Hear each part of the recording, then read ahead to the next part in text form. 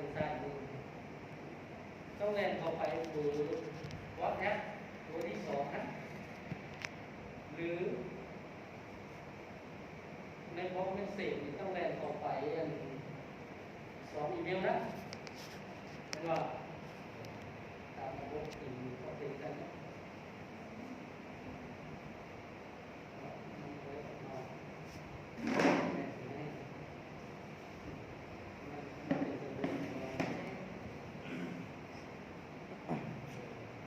ขอคำอธิบายตรงนี้ตื่นที่อาจารย์เกิดในวันที่แม่นความจริงตัวนี้ว่าแตกต่างได้เนี่ยแตกต่างได้เนี่ยอันนี้จะเชื่อได้ดีถ้าเราเป็นเรื่องนั้นแท้เนี่ยอ๋อสุดเคยไงนะแรงประธานของมุกเลยเคยไงแห้งเลย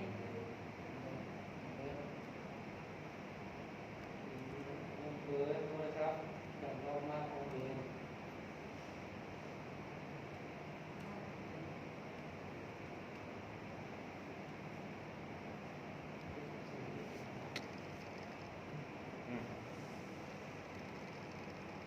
นั่งก็ได้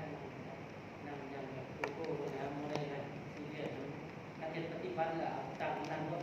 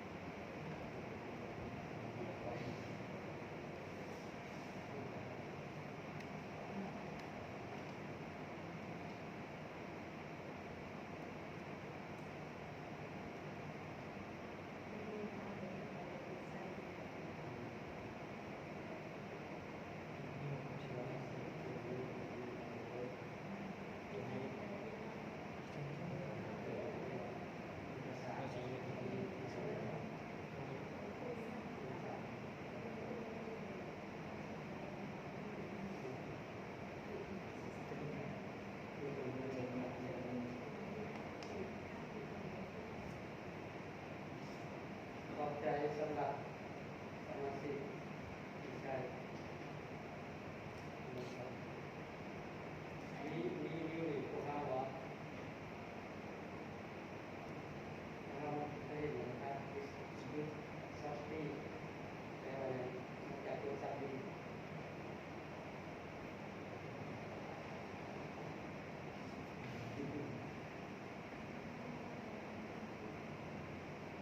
มันส่งต้องไปใส่ข้อมูล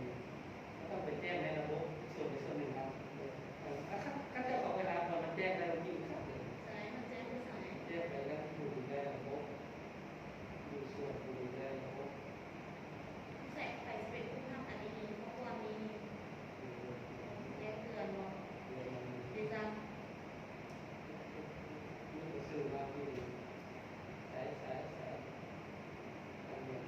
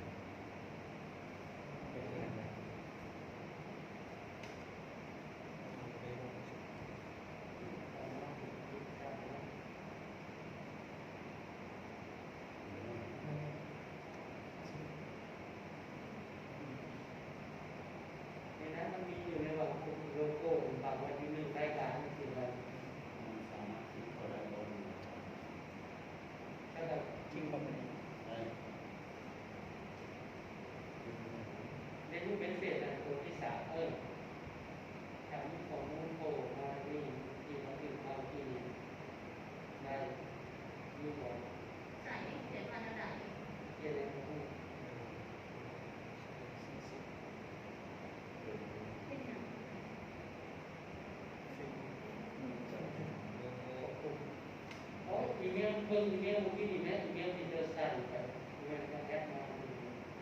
มันก็สิแลนด์อยู่เบิ่งและรีบมันทั้งหมดเฟซเลยป่ะเฟซเฟซ ผู้หมายก็เป็นอันบล็อกอันนั้นนะใส่ นี่ ของ เอาเพื่อ เรา น ไม่ เย ยัง อะ ไง เลย เอามาอย่างหน้าที่มันใส่แล้วมันไปสับ นี่มันมีบทแซดอยู่เนาะบทแซดที่ผมไปเลยเข้าไปหน้าเอาที่ผมแรกมาที่ว่าเรื่องมาเอาเรื่องกันเราเรื่องว่ามึงก็นี่ขอความเตือนมาอยู่ที่บอกพี่ยูเอสอย่างนี้ดึงมาตีนี่เนาะอันนี้แหละที่มันจะแรงออกมาเรื่อง3 ดาวนั่นแหละ3 ดาวเนาะ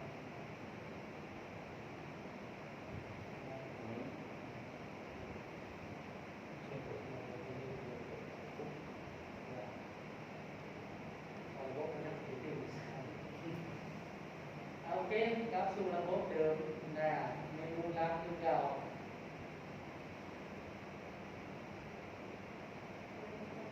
ในคำตอบคือการใช้ของอาโปมีความเป็นสื่อ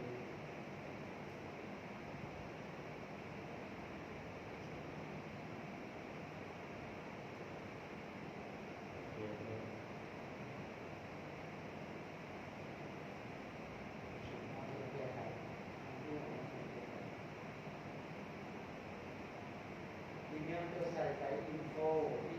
ของเราของผู้รับที่จริงอีเมลตัวนี้แหละหนึ่งของผู้ส่ง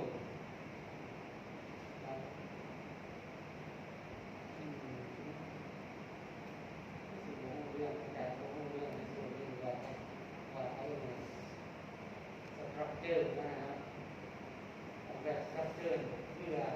เกิดที่ประสงค์ไหนแต่มันก็ต้องไปไว้จาก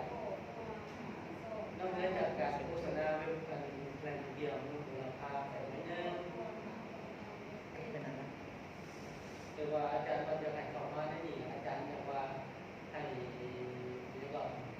ในเมนูเหมือนที่ต่อหาว่าต่อหาอาจารย์ในเว็บไซต์ที่สามารถตรวจสอบผลงานนี้หรือผู้อาจารย์ที่จ้างไปเขียนเว็บไซต์ให้อาจารย์จะติดต่อหาใครพอเห็นเบอร์โทรนั่นก็ผมเป็นเบอร์ให้เจ้าทุกวัน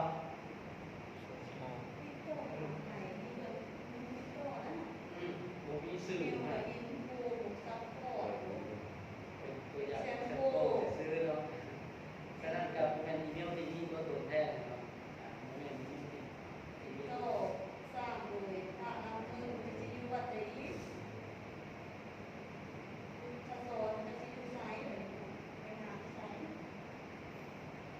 อกแบบโดยติดต่อ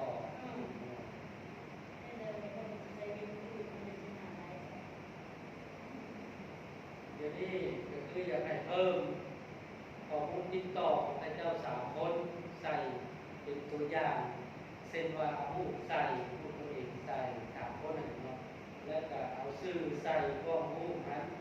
แล้วก็เอาเบอร์โทรใส่ต่อมาเดียวที่2ได้เนาะ ใส่หน้ามันติดต่อ เนี่ยติดต่อนี่นะ ติดต่อไปใส่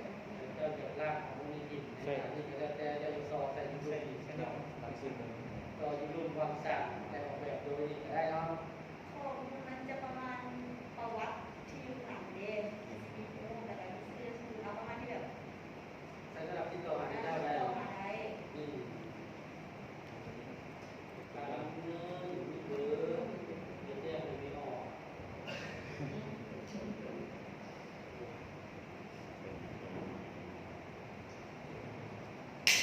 ไม่ได้เอาให้เราต้องนำผู้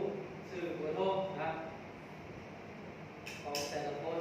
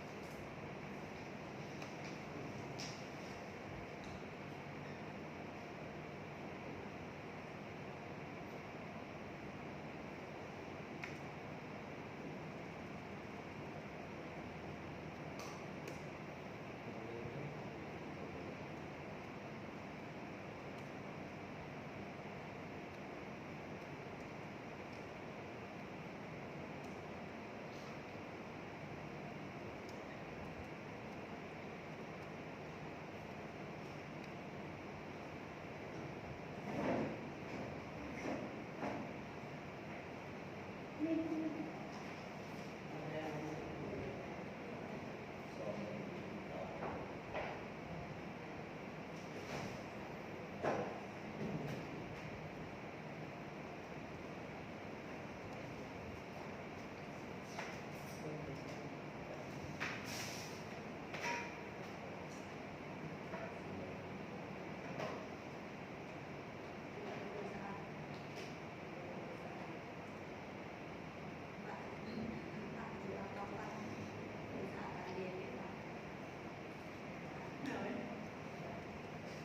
ี่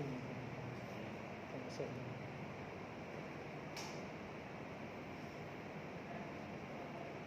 เสร็จแล้ว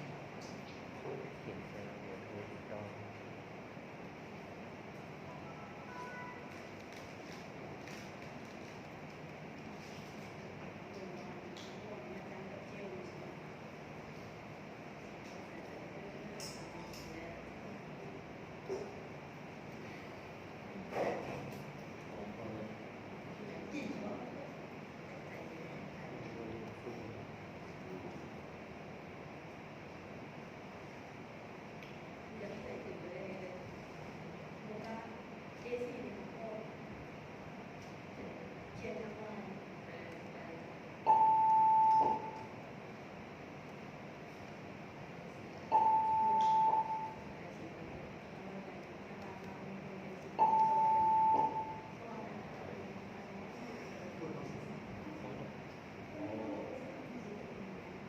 เสร็จแล้ว